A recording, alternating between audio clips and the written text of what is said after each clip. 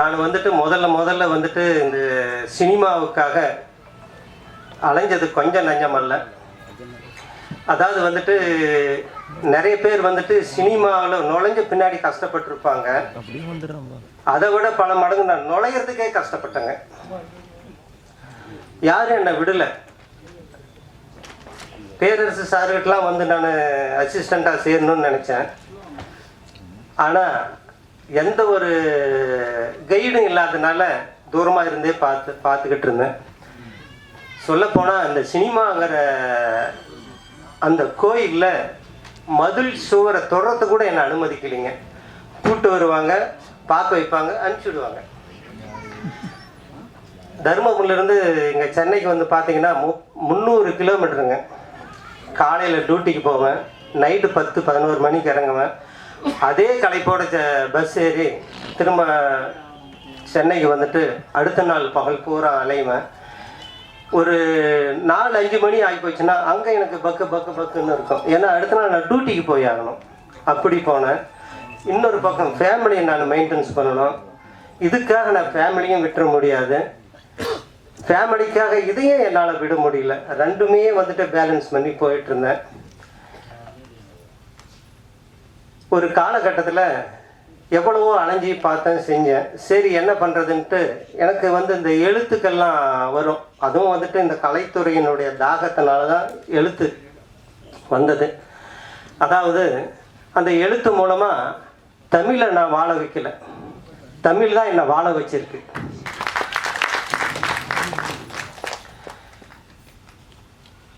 ஒரு காலகட்டத்தில் தமிழ்நாடு, கர்நாடகா இங்கே இருக்கிற தமிழ் சங்கங்கள்ல இருந்து எனக்கு வந்துட்டு ஒரு கவிதை ஒன்று எழுதி அனுப்புங்க, நாங்கள் வந்துட்டு வருஷம் கவிதை தொகுப்பு போடுறோம் அப்படின்னு சொல்லி கேட்டாங்க. நான் எல்லா தமிழ் சங்கங்களுக்கும் கவிதை எழுதி அனுப்புவேன். அவங்க விரும்பி போட்டாங்க, பிரசுரமாச்சு. கவிதை தொகுப்பு, அதாவது தமிழ்நாட்டில் இருக்கிற எல்லா கவிஞர்கள்கிட்டையும் அவங்க கேட்பாங்க.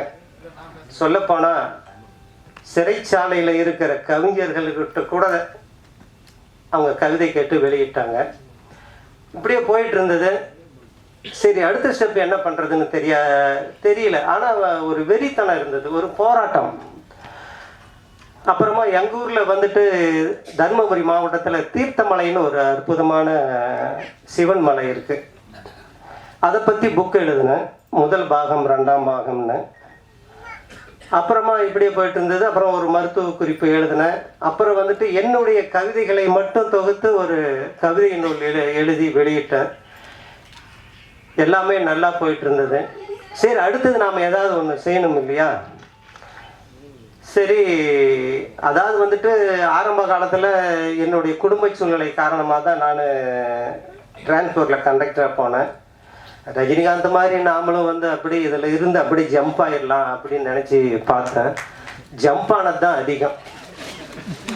ஆனால் அந்த தொழிலை அவங்கக்கிட்ட காப்பாற்றிக்கிறதுக்கு அங்கேயே போராட சரியாக போச்சு. ஒரு சில நல்ல அதிகாரிகளும் இருக்காங்க, எல்லாத்தையுமே கெட்ட பார்வையோட பார்க்குற அதிகாரிகளும் அங்கே இருக்காங்க. இப்படியே போயிட்டு இருந்ததுனால இந்த இரும்பு பிடிச்ச கையும் சிறங்கு பிடிச்ச கையும் சும்மா இருக்காதும்பாங்க. அந்த மாதிரி என் மனசில் அரிச்சிக்கிட்டே இருக்கும். நம்ம வாழ்கிற வாழ்க்கை வீணாக போயிடுமா சார்? நான் ஜாலியாக இருக்குன்னு நினச்சேன்னு வச்சுக்கிங்களேன், நான் டிரான்ஸ்போர்ட்லேயே இருந்து அப்படியே காலத்தை ஓட்டிக்கிட்டு வீட்டில் ஜாலியாக காலத்தை ஓட்டியிருக்கலாம். ஆனால் நம்ம பிறந்ததுக்கு ஒரு அடையாளம் வேணும், வாழ்ந்ததுக்கு ஒரு அடையாளம் வேணும். நம்ம ஏழையாக பிறக்கலாம் சார், ஆனால் ஏழையாக சாகக்கூடாது. பணக்காரனாக மரணிக்கணும். அதுக்கு நம்மளுடைய உழைப்பு, முயற்சி, ஆண்டவனுடைய அருள் எல்லாம் சேரணும். இப்படி இருக்கிற பட்சத்தில் தான் நானும் இடையில சார் இந்த சினிமா உலகத்துக்காக என் குடும்பத்தை இழக்க வேண்டிய சூழ்நிலையெல்லாம் வந்தது. இது வரைக்கும் யாருடைய மனசும் நோகிற மாதிரி நான் நடந்துக்கல. நிறைய ஏமாந்துருக்கேன். இன்னும் மனசார நான் யாரையுமே ஏமாத்தலை சார். நிஜமாவே எனக்கு கடவுள் கொடுத்தது ஒரு பெரிய அருள். ஒரு காலகட்டத்தில் இது சும்மா அரிச்சுக்கிட்டே இருந்தது. டிரான்ஸ்போர்ட்டில் பார்த்தீங்கன்னா கண்ட்ராக்டர் தொழில் வந்துட்டு ரொம்ப அற்புதமான தொழில் சார், மக்களுக்கு சேவை செய்கிற தொழில். ஆனால் உலகத்தில் அதை விட மோசமான தொழிலும் கிடையாது. வீட்டில் புருஷன் கொண்டாடி சண்டைனா கூட சண்டை வந்தால் கூட கண்டக்டர்கிட்ட தான் சார் சண்டைக்கு வருவாங்க. ஆம்பளைங்களாகட்டும் பொம்பளைங்களாகட்டும் அத்தனை பேரும் சமாளிக்கணும். குடிக்கார நண்பர்கள் வருவாங்க, அவங்கள சமாளிக்கணும். ஆனால் உலகத்திலேயே எந்த துறையிலும் கிடைக்காத அனுபவங்கள் அந்த கண்டக்டர் தொழிலில் கிடைச்சிது. அதுவெல்லாம் எனக்கு இந்த எழுத்துத்துறைக்கு இந்த சினிமா துறைக்கு ரொம்ப லாபகரமாக இருந்தது. சரி, இப்படியே போயிட்டு இருந்தது. அதிகாரிகளுடைய தொல்லை தாங்க முடியல. ஒரு பக்கம் மனசு இப்படி அரிச்சுக்கிட்டு இருந்தது. வாழ்க்கையில் சார் ஒவ்வொரு நாளும் கடந்துக்கிட்டே இருக்கு. நான் எல்லாருக்குமே சொல்கிறேன் சார், ஒவ்வொரு நாளும் போய்கிட்டே இருக்கு. ஒவ்வொரு நாளும் நம்ம வாழ்க்கையில் ஆயுளில் ஒவ்வொரு நாளும் குறைஞ்சிக்கிட்டே வருது சார். ஒவ்வொரு நொடியும் குறைஞ்சிட்டு வருது. அந்த வாழும் காலங்களில் நாம் ஏதாவது சாதிக்கணும். எனக்கு தெரிஞ்ச தொழில் இதுதான் சார், எழுத்து, சினிமா. இப்படி இருக்கிற பட்சத்தில் நானே இந்த வாய்ப்பை உருவாக்கி யூடியூப் சேனல்லாம் ஆரம்பித்து அப்படியே முதல்ல போயிட்டு இருந்தது சார். அப்புறம் 2 ஷார்ட் ஃபிலிம் எடுத்தேன். அதுக்கு எடிட்டிங் பண்ணுறதுக்காக நான் சென்னை வந்திருந்தேன். அதாவது இது முதல்ல சொல்லிடுறேன் சார். இந்த படத்துக்கு கதை, திரைக்கதை, வசனம், பாடல்கள், இயக்கம், தயாரிப்பு, நடிக்கிறது எல்லாமே நான் தாங்க 100%. நான் தான் 100%. ஆனால் நான் யாருக்குமே அசிஸ்டண்ட்டாக சேர முடியல. அதுக்கு முன்னாடி நான் என்னை தயார்படுத்திக்கணும். கடவுளோட வரப்பிரசாதம் பிஸ்வாகத்தி, ரூபன் இந்த மாதிரி படங்களை இயக்கின டைரக்டர் ஐயப்பன் அவர்கள், அவருடைய நட்பு கிடைச்சது. அவர் அந்த ரூபன் படம் பண்ணும்போது அவர் வாழை பிடிச்சிட்டு தெரியும் சார். அவர் என்னோட வயசில் இளையவர் தான், ஆனால் எனக்கு அவர் குரு. இந்த படத்தை இயக்கிறதுக்காக இத்தனை வேலையை செய்யறதுக்கு நான் என்னை தயார்படுத்திக்கணும். நான் அவர்கிட்ட சேர்ந்தேன். அவர் தான் என்னை இயக்கினார். என்ன டைரக்ஷன் பண்ணது அவர் தான். அவர் என்ன டைரக்ஷன் பண்ணதுனால தான் நான் இந்த படத்தை எல்லா பொறுப்பையும் எடுத்து செஞ்சேன். வாழ்க்கையில் என்னன்னைக்கும் அவரை என்னால் மறக்க முடியாது. அவருடைய நட்பு, உறவு கடைசி வரைக்கும் இருக்கணும்னு நான் ரொம்ப விரும்புகிறேன். அப்புறமா அவரை பக்கபலமாக வச்சுக்கிட்டு தான் சார் இந்த படத்தை முழுசாக நான் பண்ணேன். அப்புறம் அந்த திருக்கோவிலூரில் ஒரு தமிழ் சங்கத்தில் இருந்த அந்த கதையை ஒன்று கேட்டாங்கன்னு சொன்னேன் இல்லைங்களா. அதாவது உங்கள் கவிதையெல்லாம் நல்லா இருக்குது, எனக்கும் ஒரு சிறுகதையை அனுப்புங்க. நாங்கள் கவிதை அதிகமாக வெளியிடுறதில்ல, கதைகளை மட்டும் வெளியிடுறோன்னு சொன்னாங்க. நான் ஒரு கவிதை அனுப்பிச்சு அவங்களுக்கு எல்லாத்துக்குமே பிடிச்சி அப்புறம் அதில் பிரசுரம் பண்ணாங்க. நான் சர்வீஸில் இருக்கும்போது சார், கிட்டத்தட்ட 2010 அந்த புக்கு வந்த பின்னாடி ஒரு சிலர் தெரிஞ்சு வாங்கி படித்தாங்க, ரொம்ப நல்லா இருக்குதுன்னு சொன்னாங்க. நான் லைனில் டியூட்டி செய்கிறப்போ அந்த டெய்லி பேசஞ்சர் அதில் வாத்தியாருங்கள்லாம் வருவாங்க, அந்த புக்கை வாங்கி படிப்பாங்க. சார் நான் நாளைக்கு தரேன்னு வீட்டுக்கு, அதாவது ஸ்கூலுக்கு எடுத்துகிட்டு போவாங்க.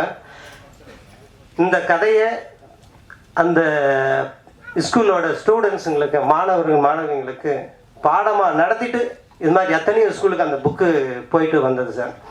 அப்புறமா கடைசி கட்டத்தில் இது படமாக எடுத்தால் நல்லா இருக்குன்னு சொன்னாங்க. கருத்தும் மைய கருத்தாக இருக்குது. அதாவது குழந்தை திருமணத்தை தடுக்கிறதும் பெண் கல்வியை மையமாக வச்சு எடுத்த படம் தான் சார். எல்லாருமே நம்ம இந்த படத்தை எடுத்திருக்கேன். என் கூட வேலை செஞ்ச அத்தனை பேருக்குமே, அத்தனை தொழில்நுட்ப தொழிலாளர்களுக்கும் என் மனமாற இதயம் கனிந்த நன்றிகள். நண்பர்கள் அனைவருக்கும் என் பணிவான வணக்கம். ஒரு நல்ல திரைப்படத்துக்கு இசை அமைத்தோம் என்ற ஒரு கர்வம் எனக்கு இந்த படத்தில், அப்படிதான் சொல்லணும். ஏன்னா நிறைய படங்கள் இப்போ வேற வேற ஜானர்ல இப்படி எடுத்துட்டு இருக்காங்க. இப்படியும் படம் எடுக்கலாம் அப்படின்னு ராஜசோழன் அவர்கள் துணிச்சலாக கமர்ஷியலாக இப்போ எல்லாருமே வேறு வேறு எலிமெண்ட்ஸ்லாம் படம் எடுத்திருக்காங்க. நான் இப்படி தான் படம் எடுப்பேன் அப்படின்னு சொல்லிட்டு ஒரு தைரியம் வேணும் இல்லையா இந்த மாதிரி படம் எடுக்கிறதுக்கு. ஸோ அந்த தைரியத்துக்கு டைரக்டர் சாருக்கு நன்றி. அதே போல் இந்த திரைப்படத்தில் பங்கு பெற்ற அத்தனை தொழில்நுட்ப கலைஞர்களுக்கும், முக்கியமாக எங்களையெல்லாம் இயக்கி கொண்டிருக்கும் திரு ஐயப்பன் சார் அவர்களுக்கும், மற்றும் இங்கு வந்திருக்கும் அனைத்து ஹீரோ சார், அருண் சார் மற்றும் அனைவருக்கும், இந்த படத்தில் வாய்ப்பளித்த அனைவருக்கும் நன்றி தெரிவித்துக் கொண்டு, இந்த மாதிரி சின்ன படங்களுக்கு நீங்கள் சின்ன படங்கள் இல்லை, இது பெயரளவு தான் சின்ன படம், பட் ஆனால் நீங்கள் படம் பார்த்த பிறகு சொல்லுவீங்க அப்படின்னு. இந்த மாதிரி படங்களுக்கு பத்திரிகை நண்பர்களும் தொழில்நுட்ப கலைஞரும் அனைவரும் நல்ல ஒரு உந்துதல் சக்தியான இங்கே இருக்கணும்னு வேண்டி விரும்பி கேட்டுக்கொண்டு வாய்ப்புக்கு நன்றி கூறுகிறேன். வணக்கம். எந்த சூழ்நிலையும் இருந்தாலும் அந்த லட்சியத்தை அடையணும் அப்படின்னா படிப்பு ரொம்ப முக்கியம். அந்த படிப்புக்கு வேண்டிய வேலை கஷ்டப்படுறாங்க, கஷ்டப்பட்டு அந்த லட்சியத்தை அடைஞ்சாங்களா அப்படிங்கிறத கதை. அப்புறம் பார்த்தீங்கன்னா எங்கள் சார் மியூசிக் டைரக்டர் சார் ரூபனுக்கும் வந்து அரவிந்த் பாபு சார் தான் மியூசிக் போட்டிருந்தார். இந்த படத்தில் அவரே பண்ணுறாரு. அப்புறம் எங்கள் டீம் எப்படின்னு பார்த்தீங்கன்னா ஒரு ஃபேமிலியாக தான் ஒர்க் பண்ணோம். ஷூட்டிங் பார்ட்டில் பார்த்தீங்கன்னா ஒரு ஃபேமிலியாக தான் இருப்போம். இந்த வாய்ப்பு எனக்கு கிடைச்சதுக்கு எங்கள் ஐயப்பன் சார் தான். எங்கள் ஐயப்பன் சாரை மேடைக்கு வர சொல்கிறேன். வாங்க சார் நிமிஷம். சார் அதாவது இந்த ஐயப்பன் சார் மூலியமாக தான் ராஜசோழன் சார் வந்து எனக்கு அறிமுகமானார். இந்த படம் ரொம்ப நல்லா வந்திருக்குது. அடுத்த மாதம் 9ஆம் தேதி அன்னைக்கு ரிலீஸ் பண்ணுற மாதிரி சார் சொல்லியிருக்காங்க. எல்லோரும் வந்து தேட்டரில் வந்து பார்த்து ஆதரவு கொடுக்கணும்னு அன்போடு கேட்டு வேண்டிக் கொள்கிறேன். நன்றி, வணக்கம். ஐயப்பன் சார் கொஞ்சம் மேலே வாங்க. இந்த எங்கள் ஐயப்பன் சாருக்கு ஒரு பெரிய ஆன்சர் பண்ணிக்கிறேன்.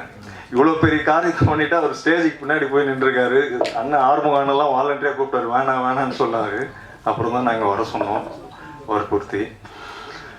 இந்த படம் வெற்றியை பெறணுன்ட்டு நான் வாழ்த்துறேன். இதில் நடித்த பேபி நேத்ரா பாப்பா என் கூடவே 2 படம் ட்ராவல் பண்ணியிருக்கா. ஸ்ரீ சபரி ஐயப்பனில் ஐயப்பனாக நடித்தா. ரூபன் படத்தில் அவங்க ஃபேமிலியை கூப்பிட்டு வந்து ஃபுல்லாகவே நடித்தாங்க. அவங்க ஃபேமிலியே ஒட்டுக்காக இருப்பாங்க ரூபன் படத்தில். அதுக்கப்புறம் இது 3ஆவது படம். இதில் நல்ல லீடாக பண்ணியிருக்கா பாப்பா. இவ்வளோ ஒரு காலத்தில் பெரிய ஹீரோனி வரணும்னு வாழ்த்துறேன். நம்ம ஆறுமுகான்னு மனசு கூட வெள்ளை மனசு தான். அவர் யாரும் திடீர்னு திட்டமாட்டார், எதுவும் பேச மாட்டார். அவர் சினிமாவில் வந்தால் நான் இந்த மாதிரி தான் பண்ணுவேன்னு ஒரு கோட்பாடு வச்சுட்டு இருந்தார். அதோடைய ஆசை அவருக்கு நிறைவேறிச்சுன்னு நினைக்கிறேன் இந்த படத்தில். அவர் அடுத்த படம் எனக்கு பண்ணால் எஸ்ஐ இன்ஸ்பெக்டர் அந்த மாதிரி தான் பண்ணணும் அப்படின்னு சொல்லியிருந்தார். அதே மாதிரி அவருக்கு ஒரு நல்ல வாய்ப்பு கொடுத்துருக்கு. நாங்கள் காலையில் காரில் வந்துருக்கும் போது சாரும் சொன்னார், மியூசிக் டைரக்டர் சாரும், ஆறுமுகன்னு ஒரு சீன் பண்ணியிருப்பார், நல்லா இருக்கும் அந்த சீனுன்ட்டு எனக்கு போட்டும் காட்டினார். உங்களே நல்லா இருந்தது. அண்ணனும் பிற்காலத்தில் ஒரு பெரிய நடிகனாக வருவார். வாழ்த்துக்கள். சபரி ஐயப்பனில் நாங்கள் எல்லாம் ஒன்றா ட்ராவல் ஆனோம். அது மூலிமா தான் ஏகேஆர் பிக்சர்ஸ் ஃபிலிம்ஸ் ஆரம்பித்து ரூபன் படத்தில் எனக்கு வாய்ப்பு கொடுத்தாரு ஆறுமுகான்னு. சார்கிட்ட என்னை ஃபஸ்ட்டு இன்ட்ரடியூஸ் பண்ணிவிட்டு கதை சொல்லி முடித்தோடனே சார் வேறு ஒரு ஹீரோவை சொன்னார். அப்போ என் தம்பியை வச்சு பண்ண முடியுமான்னு கேட்டார். அப்போ தான் எனக்கு சார் இன்ட்ரடியூஸ் பண்ணார். இவரே வச்சு நான் பண்ணுறேன்னாரு. அதுக்கு இந்த தருணத்தில் ஐயப்பன் சாருக்கு நான் மீண்டும் நன்றி சொல்லிக்கிறேன். அதுக்கப்புறம் சொல்லணுன்னா எங்கள் மியூசிக் டைரக்டரு அவர் வேறு லெவலு. அவர் இசைஞானி சார்கிட்ட இருந்தவர். அவருடைய சாங்கெல்லாம் கேட்டிங்கன்னா மெலோடிஸ்லாம் தாளாடுற மாதிரி இருக்கும். ஸ்ரீ சபரி ஐயப்பனில் எல்லா சாங்குமே வேறு லெவலில் கொடுத்துருப்பார். எல்லாமே டிவோட்டி சாங்காக. ரூபனில் 4 சாங்கு, ஒரு சாங் சாரே பாடியிருப்பார். அதில் கிளைமேக்ஸில் அண்ட சராசரம்னு ஒரு சாங் கொடுத்துருப்பாங்க. பயங்கர வைப்பாக இருக்கும் அந்த சாங்கு. ஃபைட்டு முடிஞ்சு அந்த சாங் வரும், வேறு லெவலில் இருக்கும். அதே மாதிரி ஒரு மெலோடி அப்பாவும் பையனுக்கும் இருக்கிற உறவு அந்த சாங்கில் காட்டியிருப்பார். அன்பில்லா சாங் ஒன்று. அதனால் இந்த படத்தில் அவர் சொல்லவே வேணாம். இதில் மியூசிக்லாம் வேறு லெவலில் பண்ணிக்கிறாரு. இதில் வராக ரூபம் பாடின ப்ளேபேக் சிங்கரும் ஒரு சாங் பாடியிருக்காரு சொன்னார் சார். அவருக்கும் நான் இந்த தருணத்தில் வாழ்த்துக்கள் சொல்லிக்கிறேன். இந்த டீமுக்கே என் ஒட்டுமொத்த வாழ்த்துக்களை சொல்லிக்கிறேன். இந்த படத்தை நீங்கள் தான் கொண்டு போய் சேர்த்து சக்ஸஸ் கொடுக்கணும். சாருடைய இதுவரையும் வந்த வாழ்க்கை வரலாறை பற்றியெல்லாம் சொன்னார். உண்மையிலே மெய் சிலுக்குது. ஒரு இடத்துக்கு போகிறதுக்கு எவ்வளோ கஷ்டப்படுறோன்றத சார் சொல்லாமல் சொல்லிட்டாரு. உண்மையிலே யாரோ போட்ட பாதையில் போகாமல் அவரே ஒரு பாதையை உருவாக்கின்னு அதுக்கு சப்போர்ட்டாக இருந்த ஐயப்பன் சாருக்கு நான் பெரிய நன்றி சொல்லிக்கிறேன். இந்த படத்தை நீங்கள் எல்லாம் சக்ஸஸ் பண்ணி கொடுக்கணும். ஐஏஎஸ் கண்ணம்மா வெற்றி பெற வாழ்த்துக்கள். நன்றி, வணக்கம். ரொம்ப நன்றி சார். மேலும் மேலும் நீங்கள் நிறைய படங்கள் இந்த மாதிரியான மோட்டிவேட் படம் எடுக்கணும்னு நான் விருப்பப்படுறேன். இந்த படம் நிச்சயமாக வெற்றி பெறும். நான் கடவுளை வேண்டிக்கிறேன். நன்றி. கூலி தொழில் பண்ணக்கூடிய ஒரு பொண்ணு, அந்த குடும்பத்துலேருந்து வந்து அந்த பொண்ணு எவ்வளோ கஷ்டப்பட்டு அந்த முன்னுக்கு வரா அப்படின்றதுக்கும், அதுக்கு ஊன்றுகோலா சுடர் விளக்கா இருந்தாலும் ஒரு தூண்டுகோல் வேணும் இல்லையா? ஸோ அந்த மாதிரி ஒருத்தர் தூண்டுகோலாக இருந்தால் அந்த பொண்ணால் ஜெயிக்க முடியும், சாதிக்க முடியும் அப்படின்றத நம்ம ப்ரொடியூசர் அவர்கள் ரொம்ப அழகாக இந்த படத்தை கொண்டு வந்திருக்காரு. நாங்கள் ஒரு சின்ன கேரக்டர் அதில் பண்ணியிருக்கோம். ஸோ பார்க்கும்போது ரொம்ப எளிமையாக சாதாரணமாக எடுத்துருந்தாங்க. ஆனால் அந்த படம் அவங்க கொண்டு வரும்போது பார்த்தீங்கன்னா வேற லெவலில் இருந்தது. டப்பிங்கில் பார்த்தா இன்னும் பிரம்மாண்டமாக இருந்தது. ஏதோ சின்ன படம்ன்றாங்க. நீங்கள் திரையில் வந்து பாருங்கள், இது வேற லெவல் படங்க, சின்ன படமே கிடையாது. இது மிகப்பெரிய வெற்றி அடையும். அந்த நம்பிக்கை எனக்கு நல்லாவே இருக்கு. நீங்களும் வந்து பார்த்து நீங்கள் அந்த ஆதரவு கொடுத்து இந்த படத்தை மேன்மேலும் வெற்றி அடைய செய்ய வேண்டும். ப்ரொடியூசர் அவர்கள் நிறைய கதை வச்சிருக்காரு. இந்த மாதிரி நிறைய படங்கள் எடுத்து எங்களை போற நிறைய கலைஞர்களை வாழ வைப்பாரு. அந்த நம்பிக்கை எனக்கு இருக்கு. ரொம்ப நன்றி.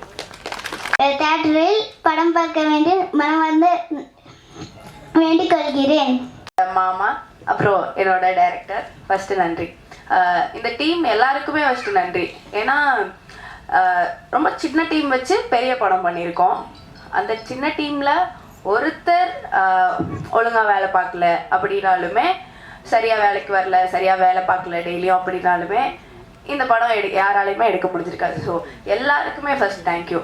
டெக்னீஷியன்ஸாக இருக்கட்டும், எங்கள் டைரக்டராக இருக்கட்டும், எங்கள் ப்ரொடியூசராக இருக்கட்டும், ரொம்ப நன்றி. கண்டிப்பாக படம் பாருங்கள், எல்லாருக்கும் பிடிக்கும்னு நம்புகிறேன். So thank you. பெருந்தகையோருக்கும் என் முன்னிருக்கும் என் அன்பு சொந்தங்களுக்கும் வணக்கம், மாலை வணக்கம்.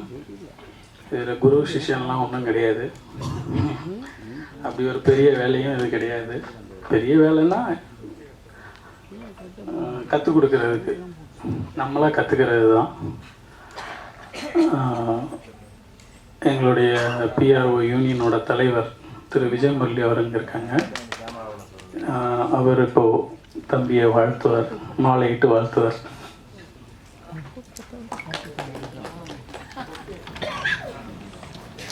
அந்த வேல்யூபுளான 2 நாளில் நீங்கள் வந்திருக்கீங்க சார். அதனால் அது மிகச்சிறந்த ஒரு பயணமாக தான் இருக்குது. வாழ்த்துக்கள். முதல் படமாக நீங்கள் முன் வந்ததுக்கு. இன்னொன்று, என்னோட தம்பி விஜய், அவருக்கும் நான் குரு இல்லை, தம்பி தான், என்னோடய தம்பி தான். யாருக்கும் குருவும் இல்லை, சிஷ்யனும் இல்லை. நம்மளாக கற்றுக்கிறது தான். முதல்ல கற்றுக்க முயற்சி பண்ணணும், அவ்வளோதான். கற்றுக்கிட்டு அடுத்த போல் கார்டு எடுத்தோடனே நிறைய பேர் காணாமல் போயிடறாங்க பிஆர்ஓவில். அடுத்து படம் பண்ணணும், ஒரு படமாவது பண்ணணும், அதுதான் முக்கியம். கார்டு எடுத்து முக்கியம் இல்லை, படம் பண்ணுங்க. படம் பண்ணாமல் கார்டு எடுக்க போகிறோம் அப்படின்னு முக்கிட்டு நிற்காதீங்க, அதில் ஒரு பிரயோஜனமும் கிடையாது. இன்னொன்று, விஜய் பின்னாடி நிறைய பேசுவாங்க. அதாவது இங்கே காசிப் இல்லாத இடமே கிடையாது. உன்னை பற்றி குறைவாக பேசுவாங்க, உன்னை பற்றி தவறாக பேசுவாங்க. ஆனால் ஒன்றே ஒன்று பண்ணு, நல்லதுக்கு காதை திறந்து வை, கெட்டதுக்கு காதை மூடி வை. இந்த 2ஐயும் செஞ்சிட்டோன்னா எப்படியாவது ஒரு காலத்தில் நம்ம அடித்து புரண்டு முன்னேறி ஒரு நம்ம நினைக்கிற ஒரு இடத்துக்கு ஓடி வந்துடலாம். ஆனால் இந்த 2க்கு நீ செவி கொடுத்துட்டேன்னா வீழ்ச்சி அங்கேருந்து ஆரம்பிக்கும். எனக்கு பின்னாடி நிறைய பேர் பேசுகிறாங்கன்னு எனக்கு தெரியும். ஆனால் அவங்க என்கிட்ட பேசலைல்ல, என்கிட்ட பேசலை. என் முன்னாடி பேசியிருந்தா அந்த குறை என்னன்னு எனக்கு தெரிஞ்சிருக்கும். ஒருவேளை நான் அதை நிவர்த்தி பண்ணி இருந்திருக்கலாம். அதனால் தயவு செய்து பின்னாடி பேசுகிறவங்கள கொஞ்சம் குறைச்சி வைங்க, தள்ளி வைங்க, ஒதுக்கி வைங்க. அவங்க தான் நம்மளுடைய வாழ்க்கையின் மிகப்பெரிய ஆபத்து. அது இல்லாமல் நமக்கு நேரடியாக பேசுகிற மனிதர்களை அழகாக கூட்டிக்கிட்டு போனீங்கன்னா நம்ம நடத்துனர் மாதிரி பயணம் சிறப்பாக இருக்கும், நல்ல பயணமாக அமையும். ஐஏஎஸ் அப்படிங்கிற அந்த தகுதிக்கு 1547 பெண்கள் தான் இது வரைக்கும் வந்திருக்காங்க. 1951 2020 வரைக்கும் நினைக்கிறேன். அதுக்கப்புறம் ஐஏஎஸ் எவ்வளோ பேர் ஆகியிருக்காங்கன்னு எனக்கு துல்லியமான கணக்கு தெரியல. மேபி 2000 இருக்கலாம் இப்போது. அப்போ இவ்வளோ காலமும் நம்ம இவ்வளோ பேரை தான் ஐஏஎஸ்ஸாக உருவாக்கியிருக்கோமா அப்படின்னு கேட்டால், பெண்களை உருவாக்கியிருக்கோமா அப்படின்னு கேட்டால், ஆமாம் அவ்வளோதான் உருவாக்கியிருக்கோம். அதில் அட்டன் பண்ணதில் 13% தான் நம்ம வந்து ஐஏஎஸ்ஸாக மாறியிருக்காங்க. ஸோ பெண்களில் வந்து நிறைய ஐஏஎஸும் ஐபிஎஸும் அது சார்ந்த துறைகள் சார்ந்த இதுலேயும் நிறைய வரணும்னு நான் கேட்டுக்கிறேன். அதுக்கு படிப்பு ரொம்ப முக்கியம், கல்விங்கிறது முக்கியம். அதே போல் கல்வியை சொல்லி கொடுக்குற அதே இடத்துல கல்வியில் வீழ்ச்சி அடைகிறவங்களோ அப்படின்னு ஒன்று கிடையாது, கல்வியில் தோற்று போகிறவங்கன்னு ஒன்று கிடையாது. கல்வி கற்கும்போது அதனோட மதிப்பெண் கிடைக்காம போயிருக்கலாம். அந்த மதிப்பெண் கிடைக்காததுக்கு வருத்தப்படாதீங்க. ஐயோ நாங்கள் ஐஏஎஸ் ஆகணும்னு நினச்சேனே, ஆக முடியலையே அப்படின்னு வருத்தப்படாதீங்க.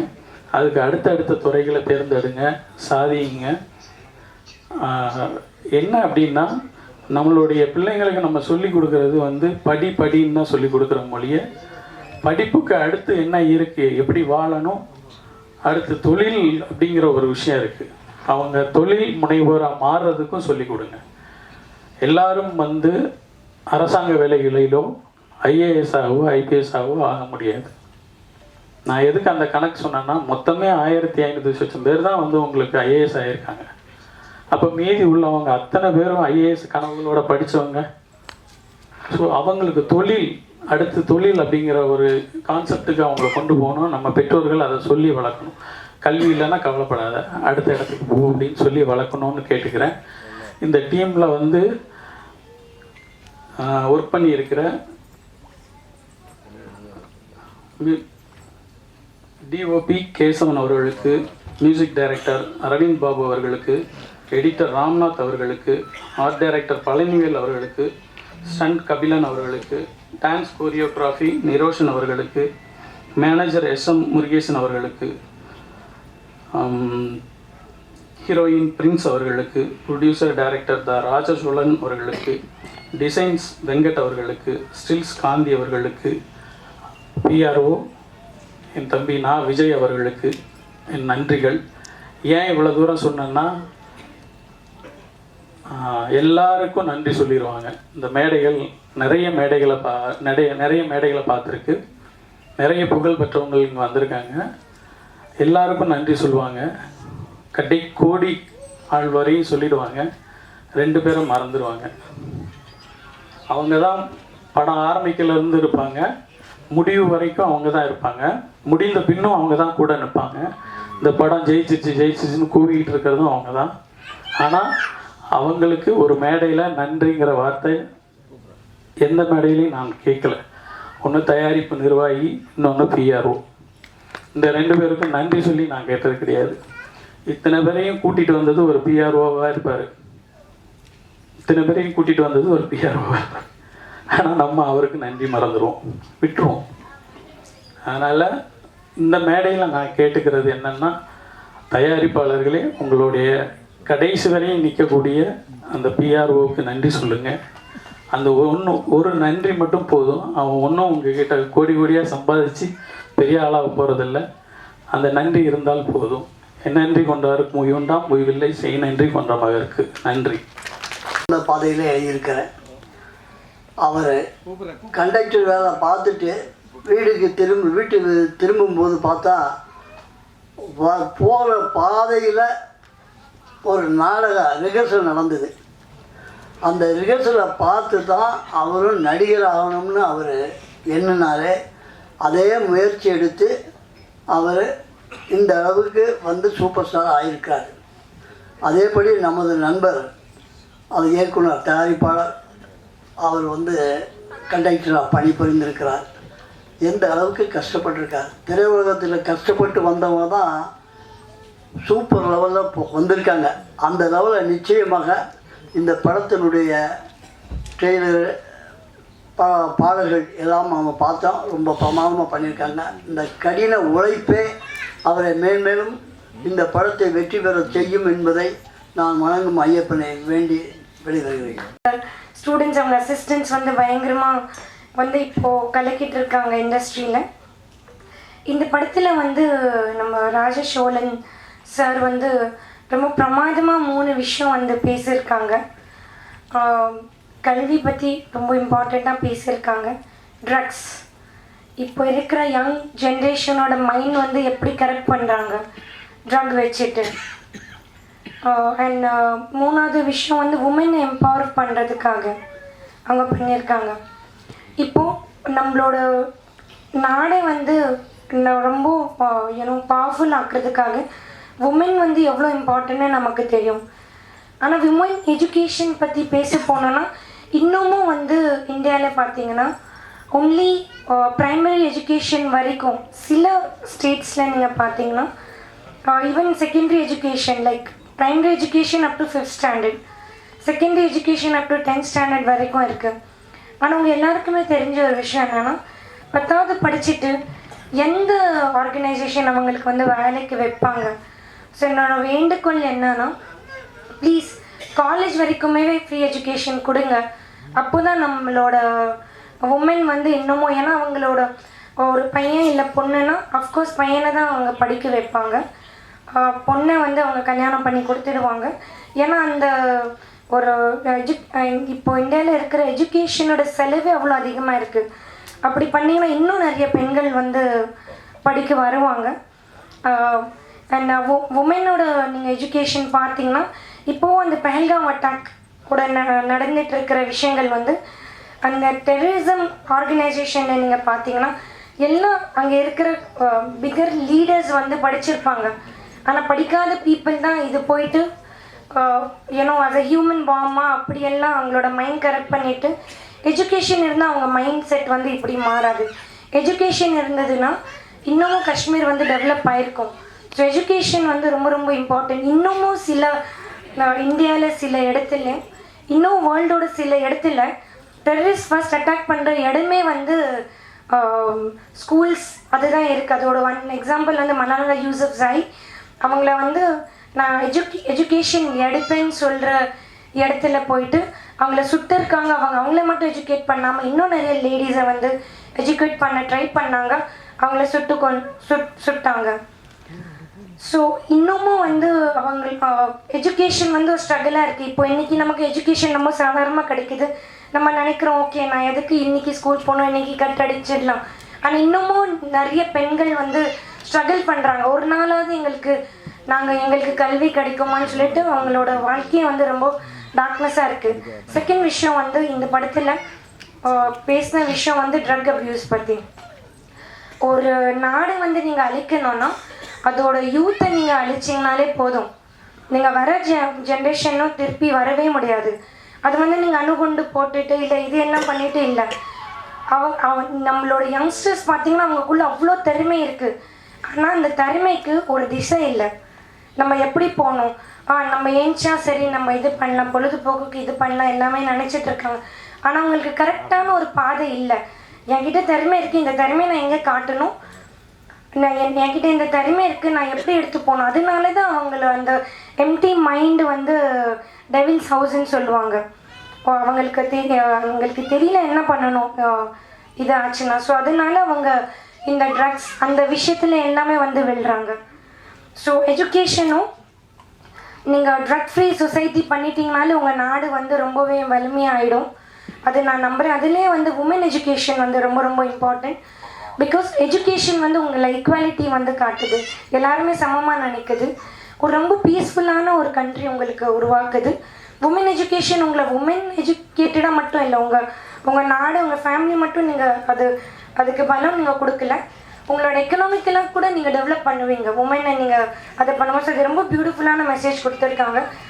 ராஜசோழன் சார் வந்து பாரதியாரும் ராஜ சோழனோட காம்பினேஷன். அவங்க பாரதி வந்து புதுமை பெண்ணு வந்து எழுதியிருக்காங்க.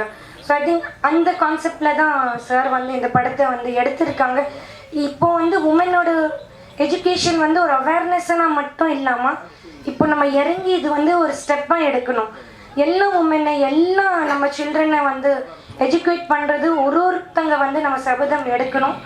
அதுதான் இந்த படத்தோட ஐ திங்க் நம்ம கொடுக்குற tribute. Thank you so much John sir நீங்கள் கூப்பிட்டதுக்கு. விஜய் உங்களுக்கு நான் ரொம்ப வாழ்த்துறேன். இன்னமும் உங்களோட இந்த பிஆர் பயணம் இன்னும் ரொம்ப சக்ஸஸ்ஃபுல்லாக இருக்கும். தேங்க்யூ. கிடச்சிச்சு உண்மையிலேயே. என்னென்னா அவர்கிட்ட வெளியில் பேசிகிட்டு இருக்கும்போது யாருமே அசிஸ்டண்ட்டாக கூட சேர்த்துக்கலப்பா, அப்புறம் ரொம்ப ஏஜ் ஆகிட்டே போணுச்சு, ஃபேமிலி இதையும் ஒன்றாவே இது பண்ண முடியலை. அதெல்லாம் மீறி எப்படியாவது நம்ம நினச்சதை விட்டுறக்கூடாது அப்படின்னு துரத்தி வந்து ஒரு படம் பண்ணியிருக்கும் போது இதை விட பெரிய நம்பிக்கைக்கு என்ன சார் வேணும்? பெரிய விஷயம். ஏன்னா ஒரு கோயம்பேட்டில் இப்போ நம்ம பஸ் ஊருக்கு போகிறோன்னு வச்சுக்கோங்களேன், தஞ்சாவூரோ பட்டுக்கோட்டை போகிறோம்னா ஒரு 10 மணிக்கு டிக்கெட் போட்டிருப்போம். கரெக்டாக கோயம்பேடு வந்திருக்கேன் சார்பாங்க, அதை மிஸ் பண்ணால் ஒரு 10 நிமிஷம் லேட்டாக அசோக் பிள்ளையில் போய் ஏறிடணும். அதை விட்டுட்டோம்னா கிண்டி, அதுக்கப்புறம் வண்டி கிளாம்பாக்கம் தாண்டிச்சுன்னா பிடிக்க முடியாது. ஆனால் அவர் வாழ்க்கையில் பாருங்கள், மேல்மருவத்தூர் தாண்டி திண்டிவனம் விக்ரவாண்டியில் வந்து ஏறிட்டார் பாருங்கள் அந்த பஸ்ஸில். அதுக்கு முதல்ல அவருக்கு நம்ம வந்து மனசார பாராட்டுகளையும் வாழ்த்துக்களையும் சொல்லணும். நான் சந்தோஷ் சுப்ரமணிய வேலை பார்க்கும்போது சியாஜி சிண்டே சாரோட ஒர்க் பண்ணேன், சந்தோஷ் சுப்ரமணியத்தில் அசோசியேட் டைரக்டரு. அப்படியே அந்த முகம் இருந்தது சாருக்கு. அதனால தான் அந்த பாரதியா அவரும் பாரதி பண்ணார். அவர் அந்த படம் பண்ணும்போது சொன்னார், அந்த பாரதி பண்ணனால ஒரு இந்தியாவில் முக்கியமான ஒரு பிஸ்னஸ் மேன் அவரை கூப்பிட்டு எம்டி செக்கு கொடுத்து இதை நீ எவ்வளோ வேணாலும் ஃபில்லப் பண்ணிக்கோ அப்படின்னு கொடுத்தாராம். அது சியாஜி சண்டே சார் என்கிட்ட சொன்னார் ஒர்க் பண்ணும்போது. அந்த மாதிரி இந்த படத்துக்கு அப்புறம் உங்களுக்கு நிறைய செக் வரும் சார். அது உங்களுக்கு மனசார இது பண்ணிக்கிறோம். ஏன்னா இந்த டைட்டில் நான் இப்போ சாயந்தரம் கிளம்பும்போது ராமராஜன் சாரை பார்த்துட்டு தான் வந்தேன். இந்த மாதிரி நீங்கள் ஒரு ஆடியோ லான்ச்சு போகிறேன் அப்படின்னு. என்ன படம் பேர் என்ன சார்னாரு? இந்த மாதிரி ஐஏஎஸ் கண்ணம்மான்னு. ஆனால் களத்தூர் கண்ணம்மா சின்ன கண்ணம்மா மாதிரி நல்லா இருக்கே அப்படின்னாரு சார். அதுக்கும் முதல்ல உங்களுக்கு அது சொன்னது சொல்லிடுறேன். ஸோ டெக்னீஷியன் எல்லோரும் ரொம்ப நம்பிக்கையோடு உழைச்சிருக்கீங்க. So music director sir, editor, அந்த ஆட்டுக்குட்டி புருஸ்லி சார் எல்லாருக்குமே ஒரு அடுத்த கட்டமாக இருக்கட்டும், வாழ்த்துக்கள். நம்மளாம் ஒரு படம் பண்ணி ஊரில் நல்ல பேர் வாங்கணும்னு நினைப்போம், அது இயற்கையாக உள்ளது. ஆனால் ஊர் பேரையே படத்தில் வச்சு அது மூலிமா நல்ல பேர் வாங்கின எங்கள் செயலாளர் பேரரசு சார் வந்திருக்காங்க. அவருக்கு வந்து நேற்று பர்த்டே, அதுக்கு முதல்ல மனசார வாழ்த்துக்கள் தெரிவிச்சுக்கிறேன் பேரரசு சார். சார் வந்து அதை அவர் பெருசாக கொண்டாடுறதில்ல, பட்டு ஒரு நாள் லேட்டாக சொல்லிட்டோம். நேற்று ஃபோன் ரொம்ப பிஸியாகவே இருந்தது, எனவே அதுவும் சொல்லிக்கிறேன். ஸோ ஜான் சார் நிறைய அட்வைஸ் கொடுத்தாங்க, விஜய்க்கு கொடுத்தாங்க, அது நான் எனக்கும் எடுத்துக்கிறேன் ஜான் சார். பட்டு இந்த காதில் வாங்கி இந்த காதில் விட்டுறோம்னுமாங்க, ஒரு காதிலே வாங்காதீங்க அப்படின்ட்டாரு. எனவே ரொம்ப நன்றி. எல்லாம் நம்பிக்கையோடு உழைச்சிருக்கோம். எல்லாருமே அடுத்த கட்டத்துக்கு போகணும்னு ஆசைப்பட்றேன். ஹீரோயின் பார்க்க பத்ம பிரியா மாதிரி இருக்காங்க, அது உண்மைதான் தெரியும். அவங்க லேட்டாக வந்தோடனே ரொம்ப சத்தமாக வந்து ஏண்டி லேட்டாக வந்தேன்னு கேட்டார். ஆக்சுவலி இண்டஸ்ட்ரியில் இப்படி யாருமே கேட்க முடியாது சார், அதுக்கெல்லாம் ஒரு பெரிய தன்னம்பிக்கை வேணும், தைரியம் வேணும்.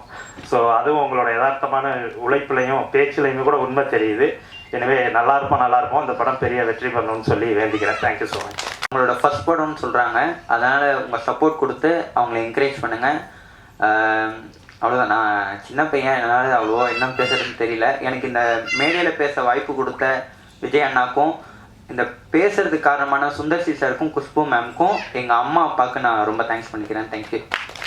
என் வாழ்க்கையில் அப்படின்னு ஆரம்பிச்சு நான் பக்கு நாய்க்கு வச்சு குடும்பத்தில் ஏதாவது பிரச்சனை வந்துட போதுன்ட்டு பிரேக் கொடுத்தேன்னு சொன்னாங்க. அதெல்லாம் ஒன்றும் இல்லை, ஆடியோ ஃபங்க்ஷனுக்கு கூப்பிட்டு ஆங்கர் பண்ண சொன்னது தான். நம்ம எங்கள் பாலா போயிட்டாப்லையா, உடனே ஏதாவது கதை எழுதிடுவாப்புல. நம்ம ராஜசோழன், நான் அவரை வந்து பார்த்தோன்னே இந்த சாயாஜி சிண்டே வந்திருக்கிறாருன்னு நினச்சேன் முதல்ல. ஏன்னா இந்த பாரதியார் படத்தில் அவர் இதே கெட்டப்பில் இருந்தார். அப்புறம் தான் டைரக்டர் ராஜசோழன் சொன்னார். அதே மாதிரி நிஜமாகவே தாய்மாமனாகவே வாழ்ந்துட்டு இருக்கிறார் அவர். அதனால தான் முறைப்படி ஹீரோயினி பிரின்ஸ் வந்தோடனே ஏண்டி லேட்டுன்னு கேட்டார். அதை நம்ம ராகேஷ் வந்து இந்த உரிமை யாருமே இது வரைக்கும் பேசுனது இல்லைன்ட்டார். ஸோ அதெல்லாம் ரிஜிஸ்டர் ஆகிடுச்சு. அதே மாதிரி இந்த ஜெயந்தின்னு ஒரு ஆர்டிஸ்ட் இங்கே பேசினாங்க. அவங்க கேரக்டர் ஆர்டிஸ்ட்னு நம்ம காயத்ரி சொல்லிட்டு இருந்தாங்க. அவங்க ஹீரோயினாக நடிக்கிறதுக்கே தகுதி இருக்குது அவங்களுக்கு, ஸோ அவங்க நடிக்கலாம். அதே மாதிரி இந்த ஹீரோயினி பிரின்ஸ் வந்து நம்ம ஸ்க்ரீனில் பார்க்கும்போது அந்த கேரக்டர் நல்லா, அதாவது மிஸ்டர் ஐயப்பன் நினைக்கிறேன், ஐயப்பனும் நம்ம டைரக்டர் ராஜசோழனும் நல்ல வேலை வாங்கியிருக்காங்க. அந்த முகத்தில் இந்த சோகம், சில இடத்துல மகிழ்ச்சி, சில இடத்துல வந்து ஒரு குழப்பம், எல்லாத்தையும் அழகாக வேலை வாங்கியிருக்காங்க. ஸோ அதனால் ஒரு கூட இருந்த அந்த டீமுக்கு நம்ம முதல்ல ஒரு கைத்தட்டி பாராட்ட தெரிவிச்சுக்கலாம். அப்புறம் நம்ம மியூசிக் டைரக்டர் அரவிந்த், அதாவது இந்த மாதிரி படங்களுக்குன்னே பிறந்திருப்பார் போல இருக்கு. வார்த்தைகளை வந்து தெளிவாக புரிய வச்சு படத்தை வந்து சாங்கை கொண்டு வர்றது சில மியூசிக் டைரக்டர் தான் இருக்குது. அது வந்து இவர்கிட்ட கை வந்த கலையாக இருக்குது. அவருக்கு நம்ம ஒரு பாராட்டு தெரிவிச்சுக்கலாம். ஆனால் இந்த மாதிரி புது ஆர்டிஸ்ட் வச்சு படம் பண்ணும்போது கேமராமேனும் எடிட்ரு அந்த ஸ்டண்ட் மாஸ்டர் தான் ரொம்ப திணறுவாங்க. ஏன்னா எக்ஸ்பீரியன்ஸான ஆர்டிஸ்ட் இருந்தாங்கன்னா அவங்களுக்கு அந்த பிரச்சனை கிடையாது. இவங்க அந்த புதுமுகத்தை வச்சு வேலை வாங்கும்போது ஒரு அழகாக நேர்த்தியாக வேலை வாங்குறது இந்த மாதிரி சில குறிப்பிட்ட டெக்னீஷியனால தான் முடியும். அவங்களுக்கு நம்ம பாராட்டு தெரிவிச்சுக்கலாம். ஒரு படம் ஒர்க் பண்ணிவிட்டு சும்மா இல்லாமல் அடுத்த படத்துக்கு வந்து தான் கூட இருந்த ஒருத்தர் ஒர்க் பண்ணுறாரு இல்லையா, முதல்ல இந்த ஐயப்பனுக்கு நம்ம வந்து முதல்ல கைத்தட்டி பாராட்டு தெரிவிச்சிருக்கோம். அவர் கூட இருக்கிற அத்தனை முதல் படம் ரூபன் பட டீம் எல்லாருமே இங்கே வந்து வாழ்த்துறாங்கன்னா அதுக்கே மிகப்பெரிய ஒரு மனசு வேணும் அவங்களுக்குலாம். அதெல்லாம் விட நம்ம அந்த கோமல் சர்மா வந்து பேசும்போது முதல்ல வந்தாங்க ஸ்டேஜுக்கு, நம்ம ராஜசோழன் வந்து சால்வை போட்டோடனே ஃபோட்டோகிராஃபர்லாம் முகம் தொங்கி போச்சு. ஏன்னா வந்து எப்படிடா இது மூடி எப்படி ஃபோட்டோ எடுக்கிறதுங்கிற மாதிரி. நான் வந்திருக்கிறதுல அவங்க ஒருத்தி தான் கொஞ்சம் கவர்ச்சியாக வந்திருக்கிறாங்க. அவங்களும் வந்து பெண்ணுரிமை பற்றி நிறையா பேசினாங்க. இங்கே ஒரு வீட்டில் வந்து ஒரு பெண் கல்விங்கிறது ரொம்ப முடியாத காரியமாக இருந்தது ஒரு காலத்தில். இன்றைக்கி எல்லா மத்திய மாநில அரசுகள் வந்து நிறைய சலுகைகள் நிறைய படிப்புக்காக நிறையா ஒர்க் பண்ணிட்டு இருக்கிறாங்க. அதை கரெக்டாக பயன்படுத்தி வந்தாலே பெரிய ஆள் ஆகிடலாம். அதை நம்ம தேசமே இந்திய தாயின்னு தான் சொல்கிறாங்களே தவிர தந்தைன்னு சொல்கிறது இல்லை. அது ஒரு கவிதையே இருக்குது, ஒருத்தர் எழுதினது அம்மா அப்படிங்கிற ஒரு கவிதை. கர்ப்ப காலத்தில் உன் வயிற்றில் உதைத்ததால் என் பாவக்கால்கள் இந்த பூமியில் பட்டு தேய தேய என் வாழ்நாள் எல்லாம் நான் நடந்துதானே தீர வேண்டும் அப்படின்னு ஒரு கவிதை இருக்குது. அதே மாதிரி பிரேசோடன் ஒரு பாட்டு எழுதியிருக்கிறாரு. வீட்டுக்கு ஒரு சாமி உண்டு, அது அம்மா அம்மா தான், கோயில் குளம் போவதெல்லாம் சும்மா சும்மா தான்னு ஒரு பாட்டு. இது மாதிரி பெண்களுக்குன்னு பாட்டு எழுத நிறைய இருக்காங்க கவிஞர்கள்லாம். ஆனால் அதை மதிக்கணுங்கிறது தான் நம்ம எல்லாருக்கிட்டே இருக்க ஒரு பண்பாக இருக்கணுங்கிறது தான் அந்த கோமல் சர்மா வந்து பேசிட்டு போயிருக்காங்க. ஸோ அவங்களுக்கு இந்த நேரத்தில் நம்ம ஒரு கைத்தட்டி பாராட்டு தெரிவிச்சுக்கலாம். அதே மாதிரி இந்த படத்தோட பிஆர்ஓ விஜயகுமார்னு பேர். ஆனால் எல்லாருமே கூப்பிடும்போது நான் விஜய்னு சொல்லணுங்கிறதுக்காண்டி நான் விஜய்னு மாற்றிக்கிட்டார் அவர். ஸோ அவருக்கு வந்து முதல் பட சான்ஸ் கொடுத்த இந்த டைரக்டர் கம் ப்ரொடியூசர், அதாவது அவரே கதை திரைக்கதை வசனம் பாடல்கள்லாம் எழுதி தயாரித்து நடிச்சிருக்கிறார் இல்லையா, அவருக்கு எங்கள் தென்னிந்திய திரைப்பட பத்திரிகை தொடர்பாளர் யூனியன் சார்பில் நன்றியும் பாராட்டுகளையும் தெரிவிச்சுக்கிறோம். அதே மாதிரி இங்கே அழகாக தொகுத்து வழங்கின காயத்ரி அவர்களுக்கு பேரரசர் அவர்களை சால்வை அணிக்குமாறு கேட்டுக்கொள்கிறேன். தயாரிப்பாளர்கள் புதுசாக தயாரிப்பாளர் படம் எடுக்க வருவாங்க. இன்றைக்கி நீங்கள் இந்த ஆடியோ ஃபங்க்ஷனில் தயாரிப்பாளர் அழைப்பேற்று இங்கே ஒரு தடவை வந்திருக்கீங்க. அதனால் உங்களுக்கு வந்து இப்போது நீங்கள் கைத்தட்டி போகிறது பிரயோஜனம் இல்லை. ஆனால் நீங்கள் தேட்டரில் போய் இந்த படத்தை பார்த்து தயாரிப்பாளருக்கு இந்த விமர்சனத்தை சொன்னீங்கன்னா நல்லது. எங்கள் பத்திரிக்காரங்களாம் வந்து சிறு முதலீட்டு படங்களை பெரிய படங்கள் ஆக்கிறதுல போட்டு வேலை செய்கிறவங்க. படம் பிடிச்சிருந்ததுன்னா எங்கேயோ கொண்டு போய் உங்களை உட்கார வச்சுருவாங்க. பிடிக்கலைங்கிறது ஒன்று வந்துச்சுன்னா அது ஒரு 3 நாள் கழித்து எழுதுங்க. நம்ம ஆல்ரெடி எல்லாத்தையும் வேண்டுகோளாக வச்சுருக்கிறோம். ஏன்னா இந்த மாதிரி படங்கள் ஓடணும். நான் ஏற்கனவே சொன்னது தான், வருஷத்தில் 250 படம் வருது. அதில் 25 படங்கள் தான் பெரிய படங்கள், 225 படங்கள் வந்து சிறு முதலீட்டு படங்கள் தான். அதில் ஏதாவது ஒரு படம் கிளிக் ஆகுது, அடுத்த வருஷம் 224 பேர் மறுபடியும் படம் எடுக்கிறாங்க. ஸோ இந்த 224 படத்தில் அட்லீஸ்ட் ஒரு 100 படமாவது ஒரு ஓண்டா தான் அடுத்து வரவங்களுக்கு ஒரு இண்டஸ்ட்ரிங்கிறது ஒரு தெரிய வரும். ஸோ இந்த படத்தை ஓட வைக்க வேண்டியது உங்கள்கிட்ட தான் இருக்குது. பார்த்து நல்லபடியாக கொஞ்சம் விமர்சனத்தை கொஞ்சம் நல்லா எழுதி இந்த படத்தோட வெற்றியில் தான் இந்த பிஆரோட வாழ்க்கையே இருக்குது. அதையும் மைண்டில் வச்சுக்கோங்க. ஏன்னா நான்லாம் முதல் படம் வந்து பண்ணும்போது கிளாமர் கிருஷ்ணமூர்த்தி ரெஸ்டண்டாக இருந்தேன். ஃபஸ்ட்டு தனியாக வந்து பிஆர்ஓ பண்ணேன். முதல் 4 படம் ஓடலை. ராசியில்லாதவங்க உத்தரவு குத்திட்டாங்க. இப்போ நம்ம ராஜசோழன் சொல்லும் போது சொன்னதில்ல, போராடினேன் கஷ்டப்பட்டுக்கிட்டே வந்தேன் அப்படின்னு சொன்னார். பார்த்தீங்களா, இதெல்லாம் விட நிறையா நாங்களாம் உங்களுக்கு முன்னாடி நிறைய பேர் இருக்காங்க அந்த லிஸ்ட்டில். 8 படம் எனக்கு ஓடலை. 9வது படம் தான் ரஜினிகாந்த் நடித்த படம் படிக்காதவன் எனக்கு வந்து பெரிய வெற்றி படமாக அமைஞ்சது, வெள்ளி விழா படமாக. அதுக்கப்புறம் அவை சன்மி நிறைய படம் பண்ணிட்டேன். எதுக்கு சொல்ல வரேன்னா, இந்த சினிமாவில் மட்டும்தான் ராசி பார்க்குறது இருக்குது. ஆனால் முன்ன அளவுக்கு இல்லை, இப்போ கொஞ்சம் ஓரளவுக்கு 50% மாறி இருக்குது. ஸோ இந்த ராஜசோழனுக்கு படம் ஒன்றா தான் விஜயகுமாருக்கு லைஃப்புங்கிறத மனசில் வச்சுக்கோங்க. அதனால் விஜயகுமார் ஊராக போய் ஒரு தேட்டருக்கு ஒரு 100 டிக்கெட்டு வாங்கி எல்லாத்தையும் படம் பார்க்க வைக்கணும். அந்த வேலையும் விஜயகுமார் செஞ்சால் நல்லது. அதே மாதிரி ஏன்னா இப்போயே அவருக்கு ரசிகர் மன்றம் அதிகமாக இருக்குது. ஸோ ராஜசோழன் அவர்களுக்கு எங்கள் பிஆர்ஓ யூனியன் செயலாளர் ஜான் அவர்கள் வந்து சால்வை அணிக்குமாறு கேட்டுக்கொள்கிறேன். பிஆர்ஓக்கள் எல்லாம் அனைவரும் மேடைக்கு வருமாறு கேட்டுக்கொள்கிறேன். ஏன்னா ஒரு பிஆர்ஓக்கு ஒரு சான்ஸ் கொடுத்துருக்கிறாரு. கொஞ்சம் வாங்க எல்லாரும். எப்படி ஒரு ராஜகிரண் வந்து தனியாக எடுத்து இறங்கி ஒரு பெரிய லெவலில் வந்தாரோ, அது மாதிரி துணிஞ்சு இறங்கியிருக்கிற இந்த ஹீரோ கிட்டையும் போய் அவரையும் நடிச்சிருக்கிறாரு. இதெல்லாம் ஒரு பெரிய விஷயம். இந்த படத்தில் நடிக்காதவங்க வந்து படத்துக்காண்டி வந்து பாராட்டுறாங்க பாருங்கள், அவங்களுக்கு ரொம்ப பெருசு மனசு. அதனால் இந்த ரிஷியை நம்ம பாராட்டணும். இப்போ அந்த கேங்கர்ஸ் படத்தில் வந்து நல்ல மெயின் கேரக்டர். நம்ம பத்திரிகைலாம் படம் பார்த்துருப்பாங்க, தெரியும். படம் பார்க்கலன்னா இங்கே வந்தவங்களாம் அந்த படத்தை போய் பாருங்கள். சரியான கேரக்டர், ஆனால் அழகாக நடிச்சிருக்காப்புல. சுந்தர்சி வந்து உண்மையில் நல்ல வேலை வாங்கியிருக்கிறாரு. ஹீரோயினி கூட வந்து போட்டி போட்டுட்டு நல்லா பண்ணியிருக்கிறாரு. மிகப்பெரிய எதிர்காலம் இருக்குது அந்த பையனுக்கு, நல்லா வருவாப்புல. ஸோ அவருக்கு நம்ம பாராட்டு தெரிவிச்சுக்கலாம். ஒரு சின்ன குட்டி கதையை மட்டும் சொல்லிட்டு நான் விடைபெறேன். ஐஏஎஸ் கண்ணாம மிகப்பெரிய வெற்றி அடையணும், வெற்றி பெறணும், எல்லாம் வல்ல இறைவன் அதுக்கு துணை புரியணும். ஒரு கோர்ட்டு சீனு, கோர்ட்டில் வந்து ஆர்குமெண்ட் நடந்துட்டுருக்கு, ஒரு விவாகரத்து கேஸு. புருஷன் பொண்டாட்டி, ஒரே ஒரு குழந்தை அவளுக்கு. இப்போ எல்லாமே கவுன்சிலிங் கொடுத்தாச்சு, செஞ்சாச்சு, எல்லாம் முடிச்சாச்சு. ஆனால் தீர்ப்பு சொல்லணும். குழந்தை என்கிட்ட தான் இருக்குன்னு புருஷனும் சொல்கிறேன், ஒய்ஃபும் என்கிட்ட தான் இருக்குன்னு சொல்கிறேன். ஆனால் இருக்கிறது ஒரு குழந்தை. ஜட்ஜி வேறு வழியில் தீர்ப்பே சொல்லி ஆகணும். ஒரு நாள் தீர்ப்புக்கான நேரத்தை குறிச்சிட்டாரு. சொன்ன காரணங்கள்லாம் சொன்னார். எதுக்காண்டி என்ன, வாழ்க்கையெல்லாம் என்ன, வாழ்வியல் என்ன, சமூகம்னா என்ன எல்லாம் சொல்லிவிட்டு ஆகவே அப்படிங்கிற சினிமா பாணியில். அப்போ கூண்டில் வந்த அந்த புருஷங்காரன் சொல்கிறான், ஐயா அப்படிங்கிறான். என்னன்னு கேட்குறாரு. ஐயா, நீங்கள் தீர்ப்பு சொல்கிறதுக்கு முன்னாடி ஒரே ஒரு கேள்வி கேட்டுக்கிறேன், அந்த கேள்விக்கு நீங்கள் பதில் சொல்லிவிட்டு நீங்கள் தீர்ப்பு சொல்லுங்கிறான். உடனே பேனாவை மடித்து வச்சுட்டு கேளுப்பா அப்படிங்கிறாரு.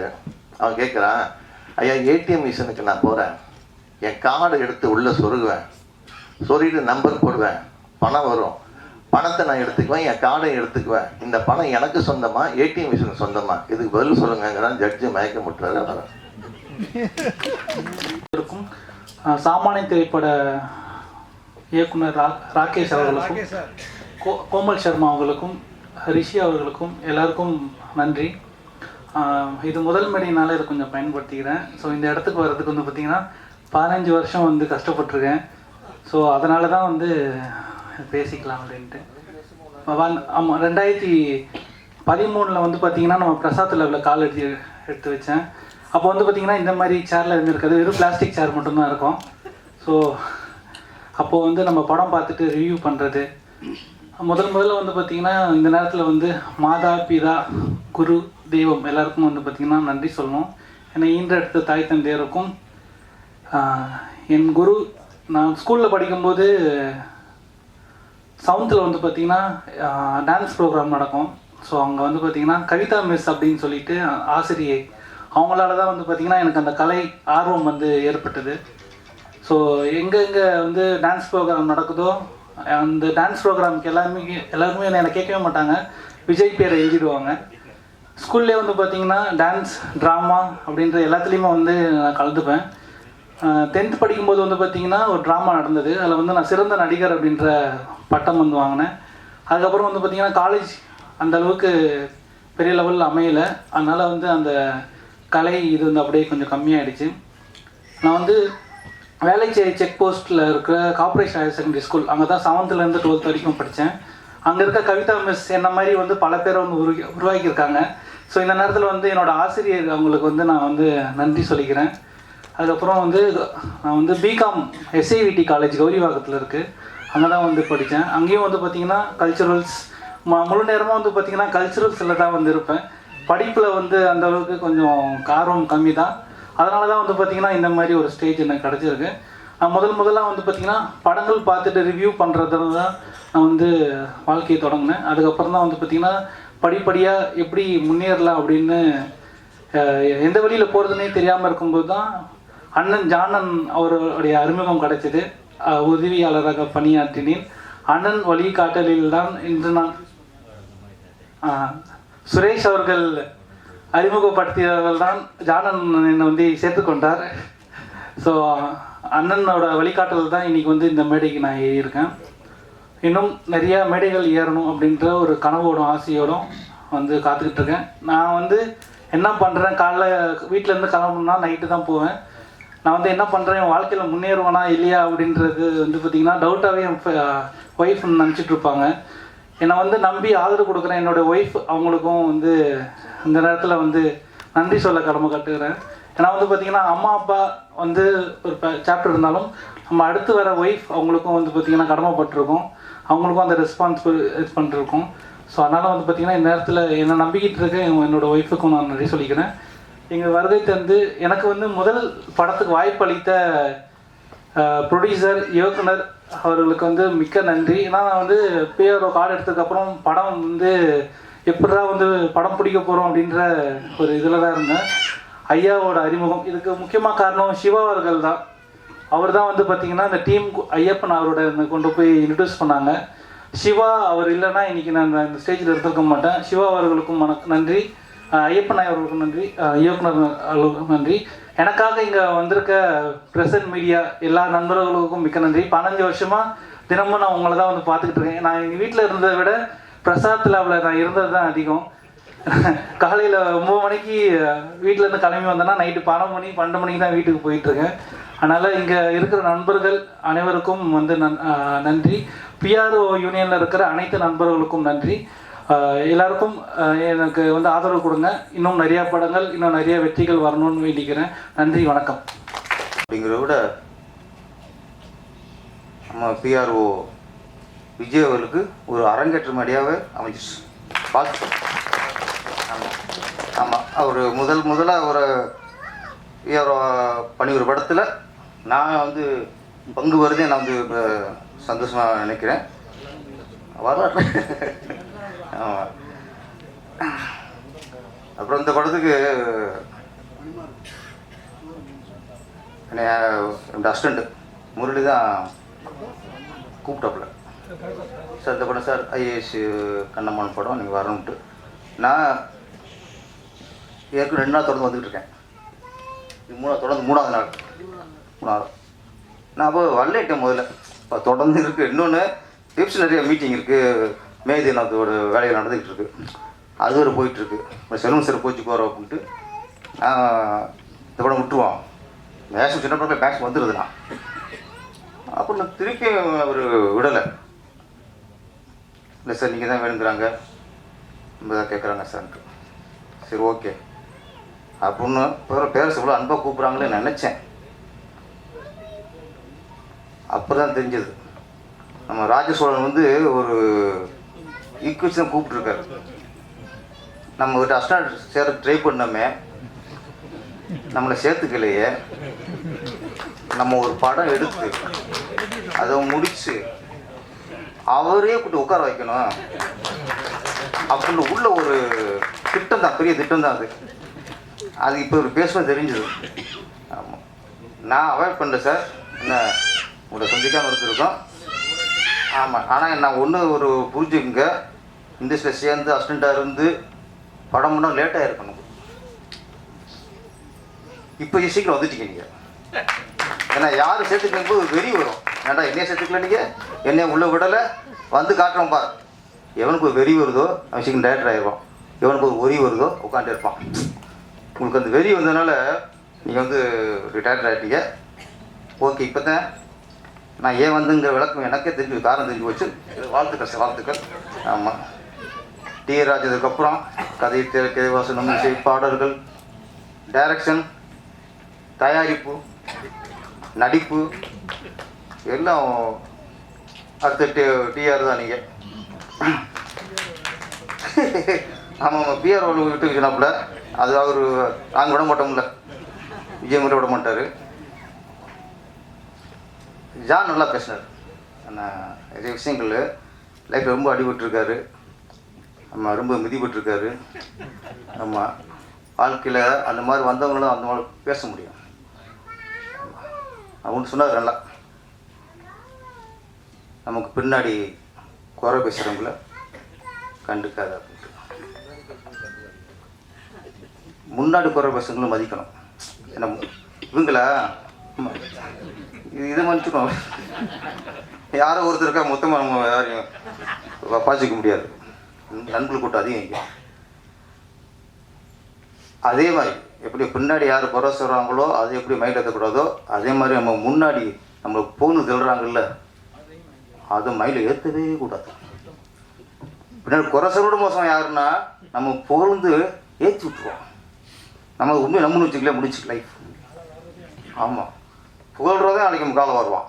அதனால் எங்கே வந்து அதிகம் புகழ்றானோ அதை இவன் புகழ்றது கரெக்டாக அப்படின்னு நம்ம யோசிக்கணும். கரெக்டாக தான் ஓகே பரவாயில்ல. இவன் நம்ம தகுதிக்கு மீறி புகழ்கிறானோ, நம்மளை வேற எங்கேயோ தூக்கி வைக்கிறானோ அப்படிங்கும்போது அப்போ அவன்கிட்ட உஷாராகணும். ஒரு இடம் ஒரு தங்கி தான் நம்மளை எவன் நம்ம தகுதிக்கு மீறி பேசுகிறாங்களோ அவங்களும் கொஞ்சம் விலகி இருக்கணும். அவங்கள விலைக்கு வைக்கணும், நம்ம விலகி இருக்கணும். அதான் ஜான் சார் சொன்ன நல்ல நிறைய விஷயம் நல்லா சொன்னார். எனக்கே ஒரு ஆமாம்ல அப்படின்னு தோணுச்சு. அப்புறம் விஜயமுரு சார் வந்து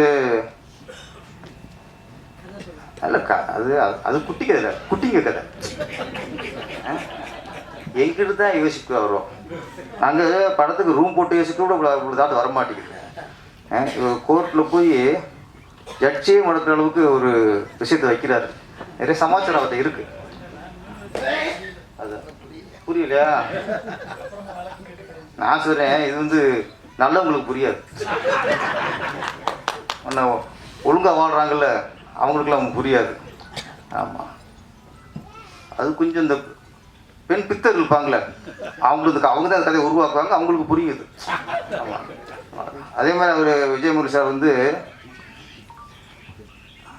தூப்பால் ஏதோ கூப்பிட்டாங்கிட்ட வீட்டில் தப்பாக நினச்சிட்டு போகிறாங்க. நல்ல வேலை அப்பமா தான் அங்கே தப்பாக நினச்சிக்க மாட்டாங்க. நீங்கள் ஜெயந்தி மேடத்தை நீங்கள் கதாநாயகி நடிக்கணும்னு சொல்லிக்கிறீங்களா, அந்த வீடியோ பார்ப்பாங்க, அங்கேயும் தப்பாக நினைப்பாங்க. நான் ஒவ்வொருத்தரும் பேசும்போது நான் வந்து பக்கத்தில் நான் பேர் கேட்டுக்கிறேன், அவங்க பேர் என்ன அவங்க பேர் என்னன்ட்டு.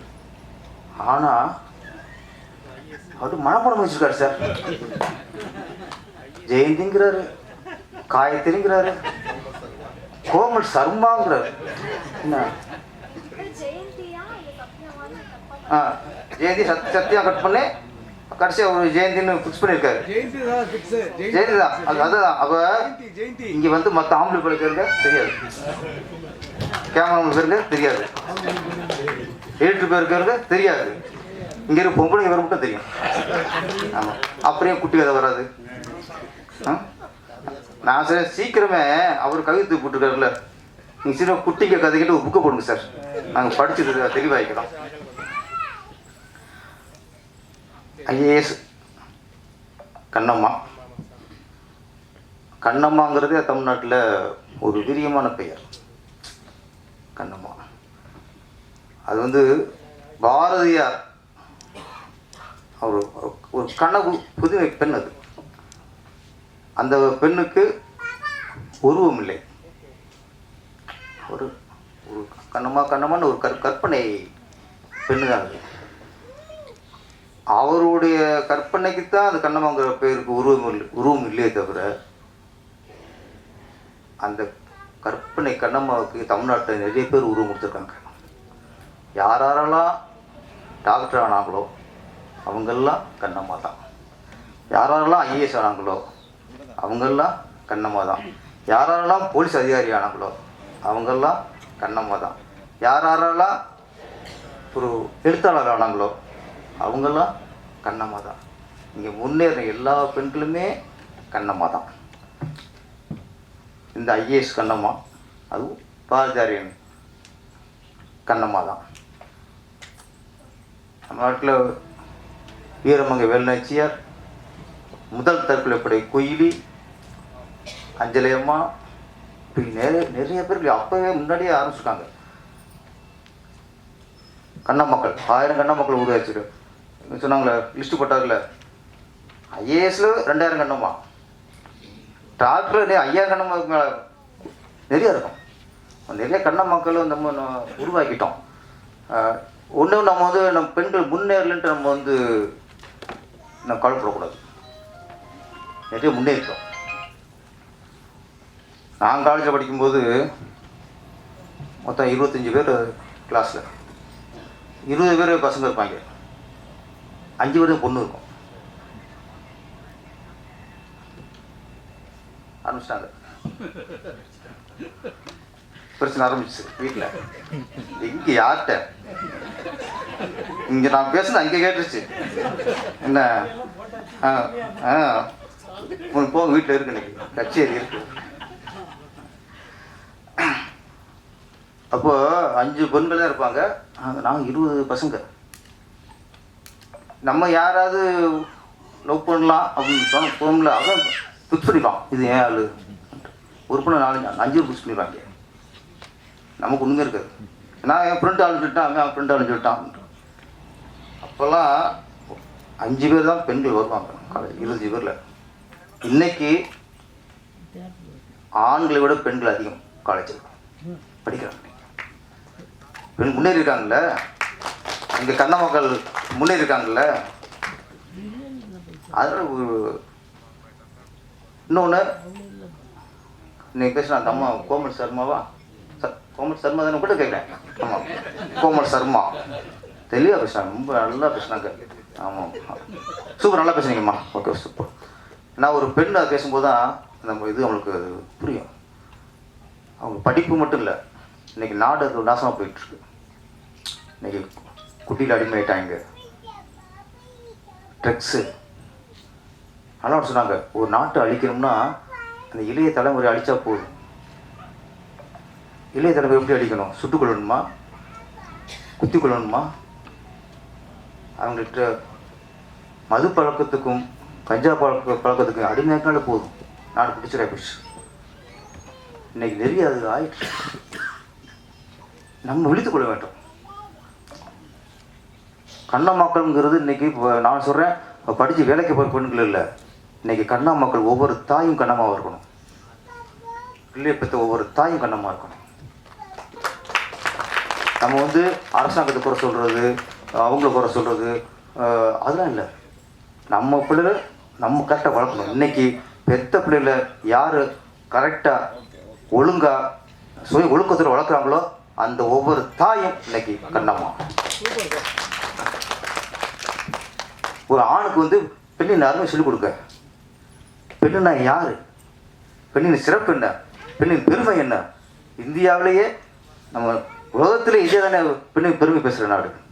இந்தியாவிலேயே தமிழ்நாடு தானே பெண்ணின் பெருமை பேசுகிற நாடு. அந்த பெருமையை யார் சொல்லிக் கொடுக்குறீங்க? பிளேஸ்குள்ளே போட்டு அது தவக்குற நேரத்துலேயே பிளேஸ்குள்ளே போட்டு நாசம் ஆக்கிறாதீங்க, கூட வச்சுங்க. அதே மாதிரியா பெண்களுக்கும் சொல்லுங்க, பெண் பெண் எப்படி இருக்கணும்? ஆணோட பெருமை சொல்லுங்க, ஒரு அப்பனோட பெருமை சொல்லுங்க.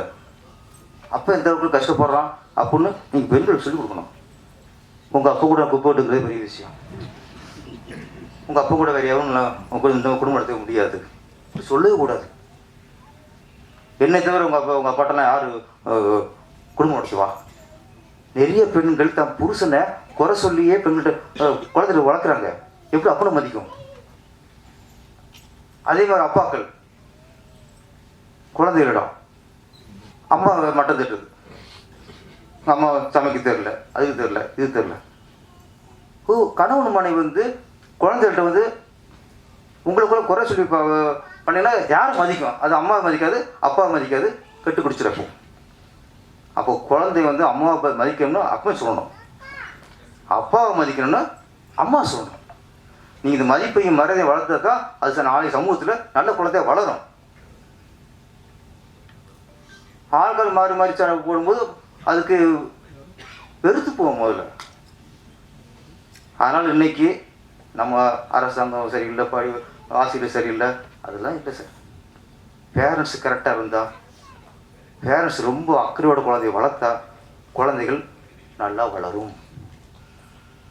நம்ம ஸ்கூலுக்கு அனுப்பிட்டா போதும், ஸ்கூலுக்கு ஃபீஸ் கட்டினா போதும், சோத்தை போட்டால் போதும். இப்போ அதுவும் போகிறதில்ல, ஆர்டர் பண்ணிடுறது, இறங்கிடுது, சமைச்சும் போகிறதில்ல. இப்போ இன்னைக்கு முழு காரணம் கொஞ்சம் பேரண்ட்ஸு பார்த்துக்கணும். அதனால் சொல்கிறேன், ஒவ்வொரு அப்பனும் பாரதியார், ஒரு அம்மாவும் கண்ணம்மா. அப்படி மாறினாக்கா குழந்தைகள் ஆரோக்கியமாக வளரும். அவர் ஃபஸ்ட்டு படம் பண்ணிடலாம், அவர் பார்க்கும்போதே பாரதியார் தான் இருக்குது. அப்போ எந்த அளவுக்கு அவர் அதில் ஊறி போயிருக்காரு. பாரதியாரோட அந்த எண்ணத்துலேயும் பாரதியாரோட அந்த கருத்துலேயும் அவர் அதிலே ஊறி போனதுனால தான் அவரே தன்னை பாரதியார் நினச்சிருக்காரு. அவரை தான் பாரதியார் நினச்சி தான் உட்காந்துருக்காரு. அதனால கண்ணம்மான்னு பேர் வைக்கிறாரு. முதல் படத்தில் நல்ல கருத்து சொல்லியிருக்கீங்க, பெண் கல்வி வேண்டும், கஞ்சாவுக்கு எதிராகவும் சொல்லியிருக்கீங்க. வாழ்த்துக்கள் சார். அது மாதிரி இந்த படத்தில் கண்ணம்மா பண்ண விஜயமன் சார், உங்கள் பேர் என்ன சொல்லுங்க? பென்சி என்ன? ஃப்ரெண்ட்ஸி நல்லா பண்ணியிருந்தாங்க. அவங்க ஆக்சுவலி டோபியோட மகளாக நினைக்கிறேன் கதையில். டோபி மாதிரி நடிச்சிருக்காங்க. அந்த கால அந்த குழந்தையா இருக்கும் சரி, குழந்தை நல்லா நடிச்சிருந்துச்சு. நேத்ரா குழந்தை பேர் நான் வச்சுருப்பேன். இந்த பெரிய அந்த வந்து அதெல்லாம் அது அவர் டிபார்ட்மெண்ட்டு. நேத்ரா நல்லா இருந்துச்சு. ஆமாம்,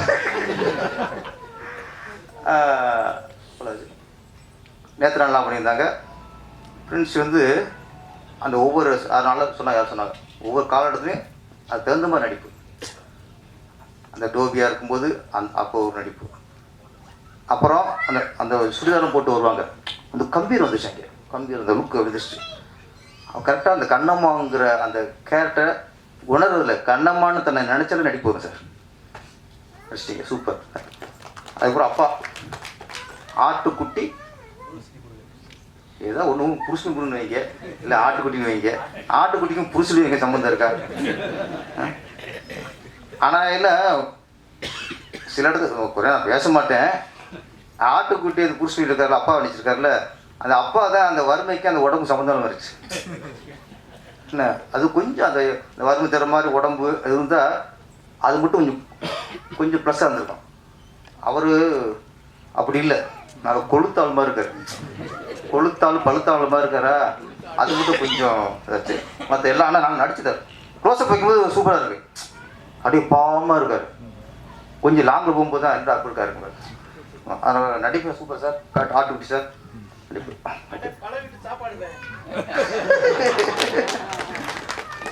உங்களுக்கு டோபினாலே பால் விட்டு சாப்பாடு தான்.